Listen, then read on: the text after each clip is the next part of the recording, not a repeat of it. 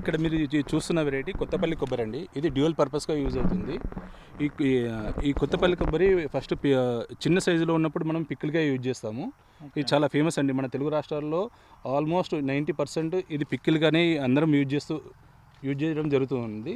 చాలా టేస్టీగా ఉంటుంది. కొత్తపల్లి కొబ్బరి అంటాం ఇది. అంటే ఎందుకు సార్, అంటే ఇది కొబ్బరిలా ఉంటుందా? దీని కాయగా ఉన్నప్పుడు మనం కోసి తిన్నట్టయితే స్వీట్ కొబ్బరి ఏ విధంగా ఉంటుందో దానికన్నా తీయదనం అనేది మనం తగులుతుంది. ఓకే, అంత తీయదనం ఉంటుంది. ఇది ఈ కాయగా తినొచ్చు, పండుగ ఒకటే కట్ చేసుకొని తినొచ్చు. సో ఇది ఎక్కువగా పికిల్కి వాడతారా? కాయగా ఉన్నప్పుడు పికిల్గా వాడతారు. కొంచెం మనకు మెచ్యూర్ అయిన తర్వాత ఇది మనం టేబుల్ కటింగ్గా యూజ్ చేసుకోవచ్చు అండి. ఇది ఓకే. దీని యొక్క ప్రైస్ వచ్చేసి మార్కెట్లో అన్నిటికంటే కొంచెం హెవీగా ఉంటుందండి.